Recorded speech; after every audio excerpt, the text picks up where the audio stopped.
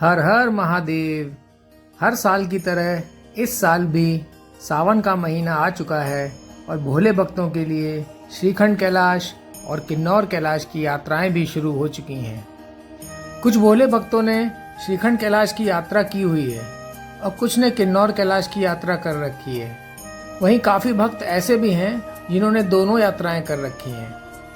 वैसे तो भोले की सभी यात्राएं कठिन हैं, लेकिन फिर भी सभी भोले भक्तों के मन में यह सवाल अवश्य उठता है कि किन्नौर और श्रीखंड कैलाश में कौन सी यात्रा ज़्यादा कठिन या दुर्गम है। आज इस वीडियो के माध्यम से मैं इसी बिंदु पर आपसे चर्चा करूंगा। आप मेरे विचारों से सहमत या असहमत हो सकते हैं और आपके अनुसार कौन सी यात्रा ज़्यादा कठिन है आप नीचे कमेंट्स में लिखकर मुझे बता सकते हैं। और अगर आपने मेरे चैनल को सब्सक्राइब नहीं किया है तो कर लीजिए, इससे मैं इसी तरह की और वीडियोस आगे लाता रहूँगा। तो चलिए शुरू करते हैं। वैसे तो कोई यात्रा कितनी कठिन है ये काफ़ी बिंदुओं पर निर्भर करता है। आज उन्हीं बिंदुओं में से कुछ बिंदुओं पर हम चर्चा करेंगे। सबसे पहले बात करते हैं ऊंचाई की। तो दोनों ही कैलाश लगभग समुद्र तल से 18,000 फीट की ऊंचाई से और ज़्यादा ऊंचाई पर स्थित है। तो दोनों ही कैलाशों में ऑक्सीजन की भारी कमी हवा में महसूस होती है। इस लिहाज से दोनों ही यात्राएं अत्यंत कठिन प्रतीत होती हैं। दूसरा सबसे बड़ा बिंदु है यात्रा की लंबाई। जहां श्रीखंड कैलाश में आपको एक तरफ से 35 किलोमीटर की यात्रा करके बाबा के दरबार तक पहुंचना होता है, वहीं किन्नौर कैलाश में आपको लगभग 20 किलोमीटर के आसपास चढ़ाई करनी होती है।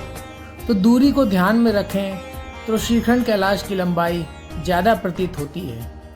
लेकिन श्रीखंड कैलाश में कुछ स्थानों पर आपको समतल मैदान या ढलान भी मिलेगी, लेकिन किन्नौर कैलाश में आपको बस चढ़ते ही जाना है, ऊपर ही ऊपर।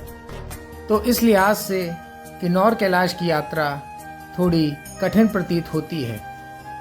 अगला बिंदु और तीसरा बिंदु है, जो कि सबसे अहम बिंदु भी है, वो है रुकने का स्थान या ठहरने का स्थान। जहाँ श्रीखंड कैलाश में आपको हर 2 किलोमीटर में ठहरने के स्थान मिल जाते हैं और अगर मौसम खराब है या मान लीजिए आपकी तबीयत खराब हो जाती है तो आप विश्राम कर सकते हैं।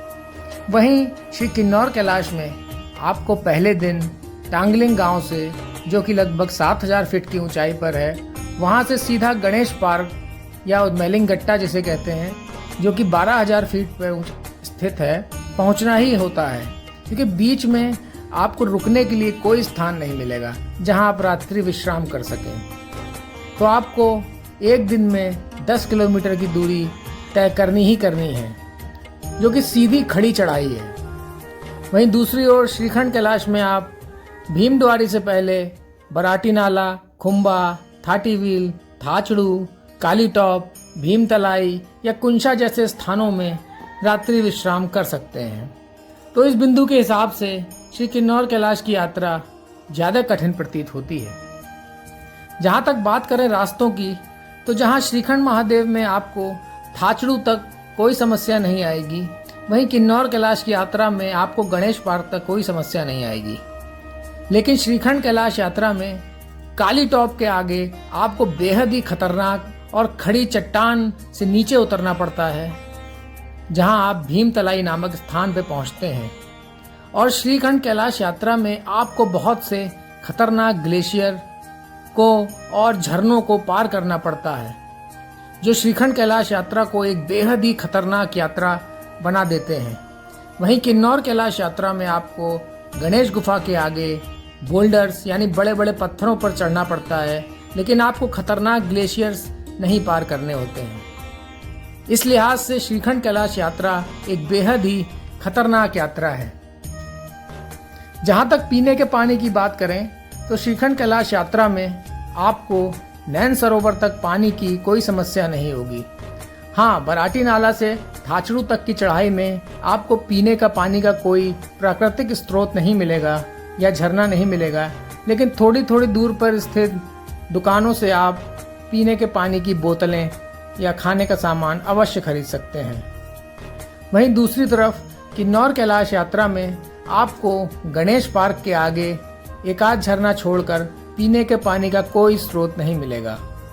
गणेश गुफा के ऊपर पार्वती कुंड भी अक्सर सूखा ही रहता है, इसलिए आपको पीने का पानी गणेश पार्क से लेकर ही अपने साथ जाना होता है। और चूंकि गणेश पार्क से किन्नौर कैलाश टॉप तक पहुंचने में आपको 9 से 10 घंटे का समय लग जाता है और नीचे उतरने में भी आपको 5 से 6 घंटे का समय लग जाएगा, तो इन 15-16 घंटों के लिए आप सिर्फ उस पानी पर निर्भर रहेंगे जो आप अपने साथ गणेश पार्क से लेकर चले थे। और एक ऐसा बिंदु है जो किन्नौर कैलाश यात्रा को अत्यंत ही कठिन बनाता है। लेकिन एक आखिरी बिंदु और है जो श्रीखंड कैलाश यात्रा को दुनिया की सबसे खतरनाक और दुर्गम यात्रा बनाता है। वह यह है कि जहां एक और श्री किन्नौर कैलाश जी की यात्रा में आपको टांगलिंग गांव से किन्नौर कैलाश टॉप तक सिर्फ ऊपर ही ऊपर चढ़ते जाना है, तो अगर किसी यात्री की तबीयत पहाड़ के ऊपर खराब होती है या पैर में चोट इत्यादि लग जाती है तो वो आराम आराम से नीचे उतर सकता है। बीमार आदमी भी धीरे धीरे नीचे उतर जाएगा और उसकी जान बच जाएगी। लेकिन दूसरी तरफ श्रीखंड कैलाश यात्रा में आपको काली टॉप तक सीधे ऊपर चढ़ना है, तो अगर आपकी तबीयत काली टॉप तक खराब होती है या चोट इत्यादि लग जाती है तब तो आप आसानी से वापस नीचे आ सकते हैं। लेकिन अगर आप काली टॉप के आगे निकल गए तो फिर आपको काफ़ी पहाड़ चढ़ने और उतरने पड़ते हैं। तो आप श्रीखंड कैलाश के दर्शन करके वापस उतर रहे होते हैं, उस वक्त भी आपको भीमद्वारी के आगे काफ़ी पहाड़ चढ़ने उतरने पड़ते हैं। तो अगर कोई यात्री भीमद्वारी या उसके आगे बीमार पड़ता है तो उसका सकुशल नीचे उतरना अत्यंत ही कठिन हो जाता है, क्योंकि उस बीमारी की हालत में उसे कई पहाड़ चढ़ने और उतरने हैं। और यही एक वजह है कि श्रीखंड कैलाश यात्रा में काफ़ी भक्त विगत वर्षों में अपने प्राण भी त्याग चुके हैं। तो इस लिहाज से श्रीखंड कैलाश यात्रा एक बेहद ही खतरनाक यात्रा है। तो जो बिंदु मैंने ऊपर रखे हैं, आप उन बिंदुओं को ध्यान में रखते हुए अपने विचार कमेंट्स में रख सकते हैं और मेरे चैनल को अवश्य सब्सक्राइब कर लें, इससे आगे भी मैं इन विषयों पर आपसे चर्चा करता रहूँगा। जय भोले, हर हर महादेव।